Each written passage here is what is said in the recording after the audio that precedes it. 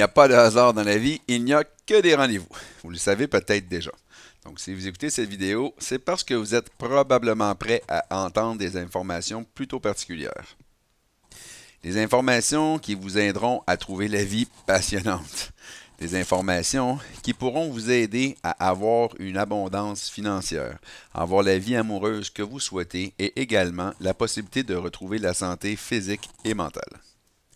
Dans la première partie de cette vidéo, vous comprendrez l'origine de vos comportements et l'impact de vos ancêtres sur votre vie. Dans la deuxième partie, vous allez comprendre comment vous créez votre réalité, comment la maladie s'installe et surtout, vous allez avoir des informations qui vont changer à tout jamais votre perception du cancer. Vous allez apprendre que cette maladie a un message important à vous livrer, puis comment il est possible de s'en guérir. Vous semblez prêt à plonger dans un univers de possibilités, mais juste avant, je vous propose un petit exercice pour comprendre l'attitude à développer pour écouter ce qui suit. Je vous propose de prendre une feuille et un crayon, puis d'y dessiner 9 points de façon à former un cube. Donc 3 lignes de 3 points, une en dessous de l'autre. Par la suite, vous allez essayer de réunir les 9 points à l'aide de 4 traits continus. Donc je vous laisse quelques secondes pour essayer de trouver la réponse.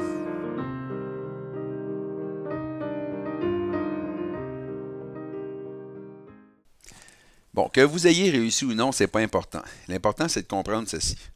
La plupart d'entre vous n'ont pas réussi parce que vous vous êtes limité à un cadre virtuel, une limite virtuelle, puis vous n'avez pas osé la dépasser. Le problème, c'est que pour trouver les solutions, vous devez obligatoirement sortir de ces balises virtuelles. Dans cet exercice, les balises virtuelles représentent vos croyances limitantes qu'on vous a enseignées du genre « tu y arriveras pas »,« c'est impossible »,« c'est trop dangereux »,« cette maladie est incurable », vous comprenez? Toutes sortes de limites de ce genre. Pour pouvoir intégrer ce qui s'en vient, vous devrez d'abord sortir de vos limites virtuelles, de vos croyances qui sont souvent très limitantes. Donc, vous êtes prêts? Bougez pas, je vous rejoins dans ma classe virtuelle. Nos comportements sont souvent source de chicane. Ah oui, c'est vrai. Pas les nôtres, mais plutôt celui des autres. Non, mais c'est vrai après tout. Si l'autre nous comprenait, il n'y en aurait pas de chicane. Après tout, c'est l'autre qui comprend rien. En le disant comme ça, on se rend bien compte à quel point c'est ridicule. Mais rien n'empêche que lorsqu'on est pris dans la situation, c'est bien ce qui se passe.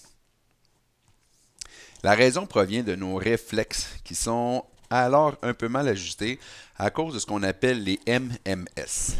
Petit M pour mini, grand M pour maxi et petit S pour petite schizophrénie. Donc, une mini-maxi schizophrénie.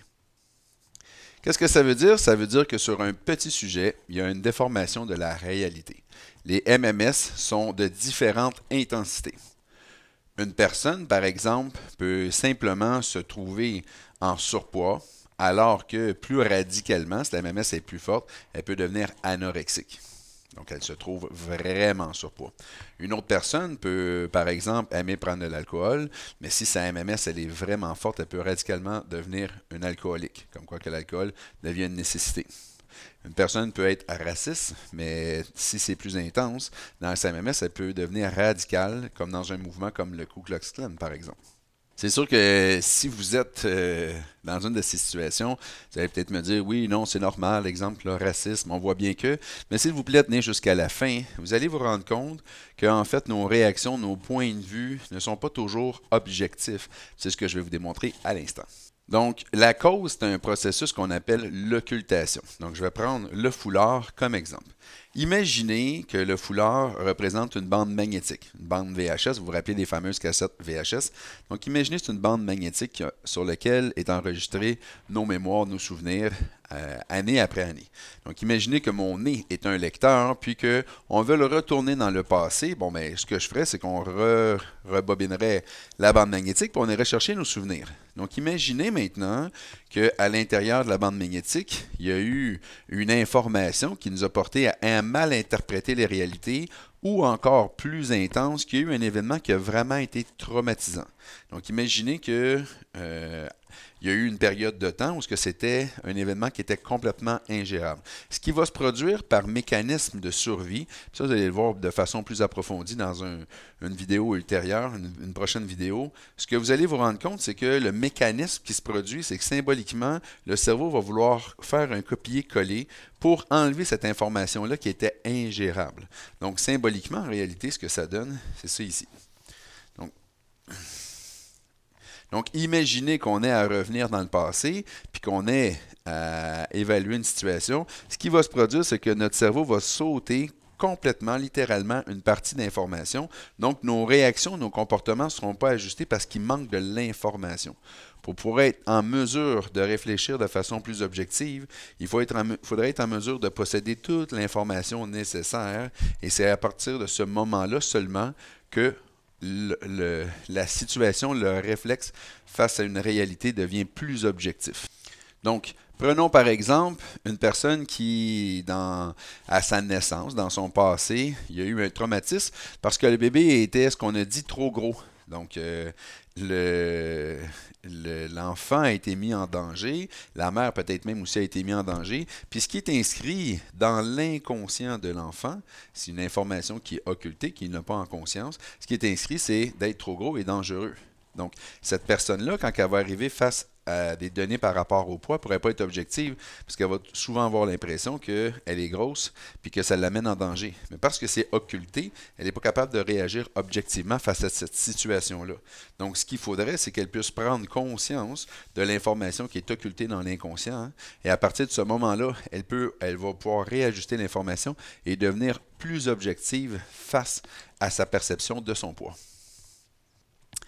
Donc, on comprend qu'en fait, on réagit en lien avec des données qui sont inconscientes. Donc, c'est facile de juger une personne par rapport à ses réactions qui sont parfois non appropriées, par rapport à nos données ou par rapport à notre morale. Mais en fait, puisque les comportements proviennent souvent des MMS, ceux qui sont dysfonctionnels ou ceux qui ne sont pas appropriés, bien, ça va obligatoirement donner des réactions qui ne sont pas adaptées, qui vont être en correspondance avec l'information qui va être occultée. Donc, c'est facile de juger une personne, mais lorsqu'on comprend ces principes-là, on se rend compte qu'il est plus logique d'aider la personne à comprendre ses réactions plutôt que de la juger.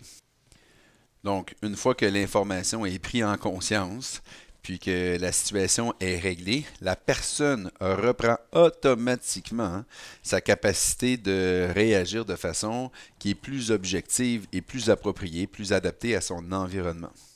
Dans une vidéo future, je vais vous expliquer une source vraiment inestimable pour trouver nos MMS, d'où est-ce qu'elles proviennent principalement. La paix va arriver seulement lorsque les gens vont comprendre les mini-maxi schizophrénies et vont essayer de se comprendre au lieu de se juger. Y a-t-il des situations ou des sujets où vous pourriez peut-être réagir bizarrement ou excessivement?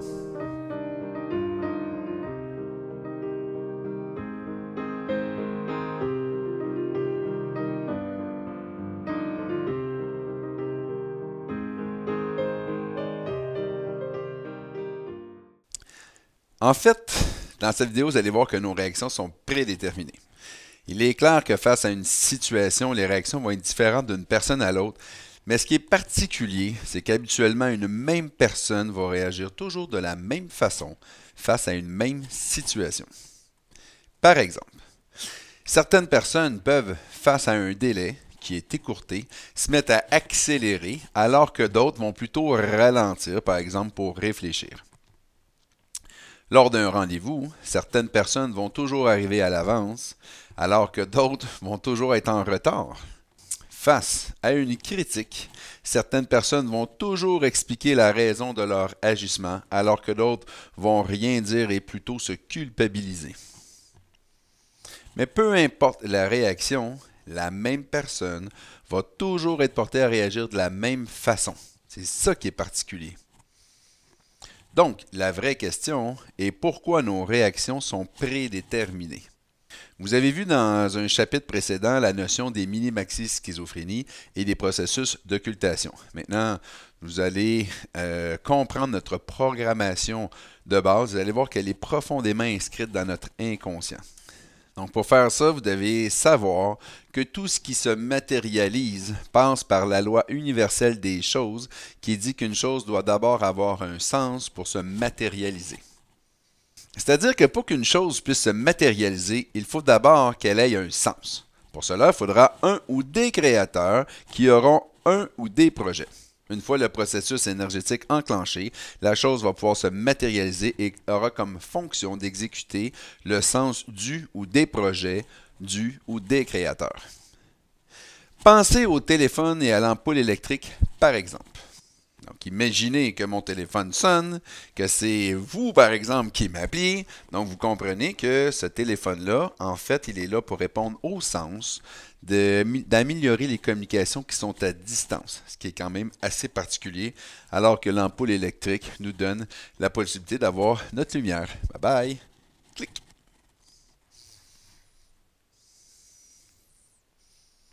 Oups! Donc maintenant, pour l'humain, il suffit de remplacer la chose inanimée par un enfant.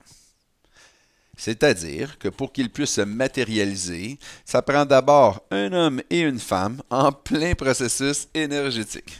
Donc, puis une fois matérialisé, l'enfant va être là pour exécuter le projet conscient et inconscient de ses parents.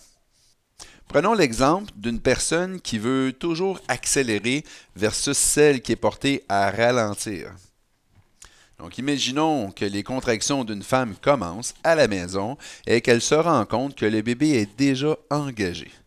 Donc, lors de son déplacement vers l'hôpital, deux réactions peuvent lui passer par la tête. Soit qu'il faut accélérer pour se rendre à l'hôpital ou qu'elle souhaitera ralentir le travail en cours.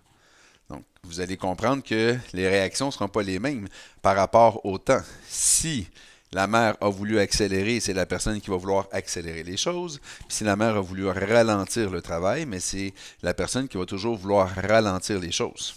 Si la mère a pensé aux deux choses en même temps, ça complique beaucoup les comportements de la personne. Prenons l'exemple des gens toujours à l'avance versus toujours en retard. Donc, une personne était désirée par ses parents, mais une fois mariée et une maison achetée, et voilà que maman tombe enceinte avant que le projet soit terminé. Donc, cette personne va toujours être portée à être à l'avance.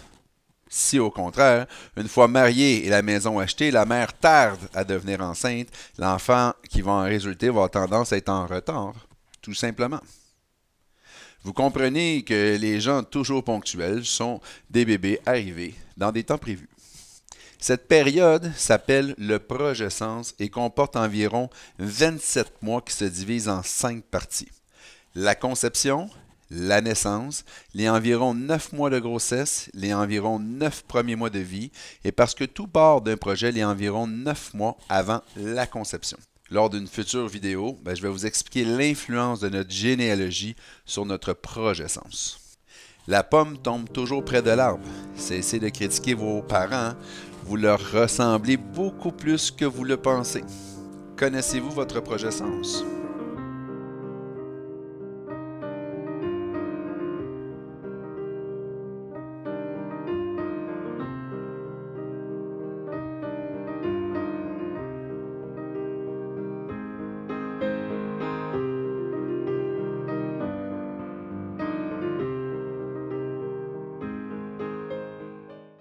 Dans une capsule précédente, je vous faisais part que nos comportements étaient préprogrammés dans une période d'environ 27 mois qu'on appelle le progescence.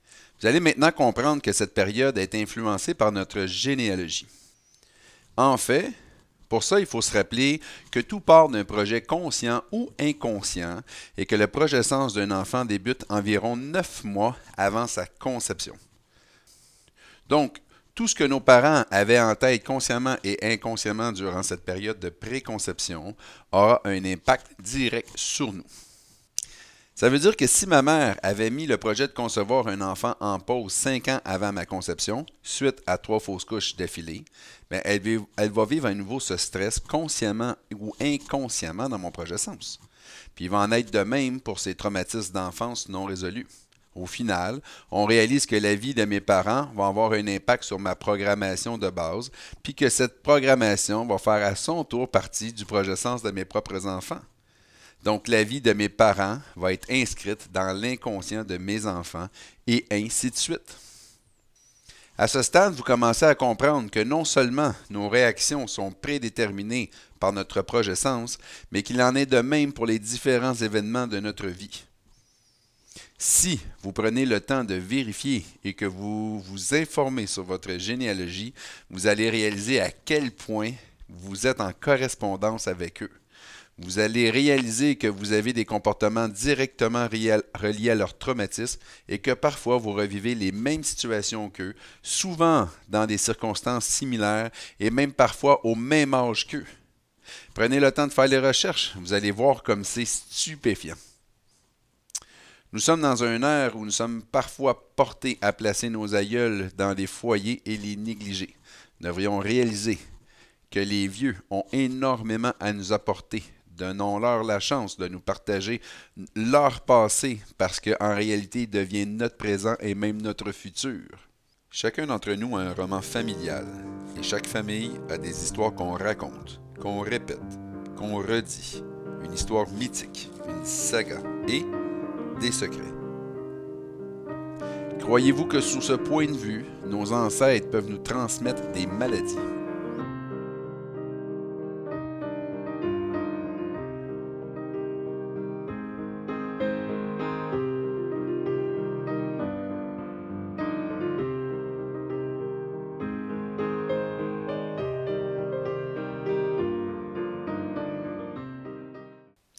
Si vous le permettez, on va se prendre une petite pause.